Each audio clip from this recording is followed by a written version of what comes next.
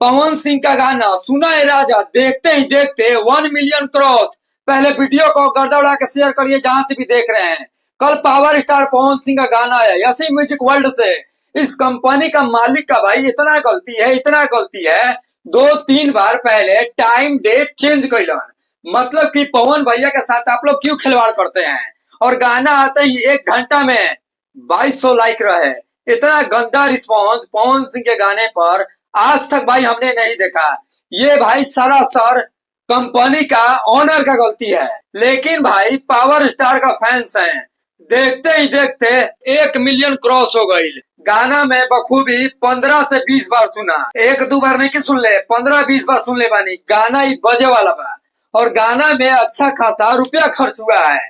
जिस प्रकार से पवन सिंह और चांदनी सिंह का एक्टिंग बा और गाना में लॉस बा, ये गाना बजे वाला रहे यार। दिल से बता रहा हूँ, इतना गंदा रिस्पांस गाने के ऊपर मैंने भाई आज तक नहीं देखा। और करो खिलवाड़ गाने के साथ, हाई डेट में लाइन।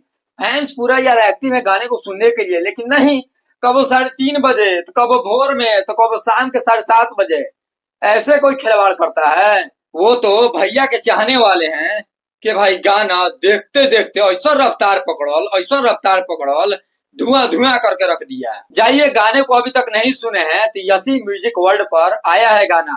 गाने का टाइटल है सुना है राजा। गाना एकदम फाड़ू बा, गाना में पूरा लॉस बा। गाना के सुनबा लोग मूड फ्रेश हो जाई, दिल दम गदगद हो जाई। तो आइए पहले गाने के ऊपर बात करते हैं। इस गाने को लिखे आशुतोष तिवारी भाई, बहुत अच्छा गाना लिखत है। ऐसा राइटर भोजपुरी इंडस्ट्री में 5-7 को हो चाहिए नु। बॉलीवुड भी ना बतियाई है। और म्यूजिक दिए हैं सरगम आकाश, बहुत खतरनाक म्यूजिक देते हैं। इस गाने को पावर स्टार पवन सिंह और शिल्पी राज ने गाया है, बहुत मधुर आवाज में। बाकी जाइए गाने को सुनिए, दबा कर प्यार दीजिए, दबा कर आशीर्वाद दीजिए। मिलते हैं नेक्स्ट वीडियो में। चैनल पे नए हैं तो चैनल को सब्सक्राइब कर लीजिए। पवन सिंह का गाने का नाम है सुना है राजा, यसी म्यूजिक वर्ल्ड पर आया है। जाइए आप लोग तबाही मचाइए।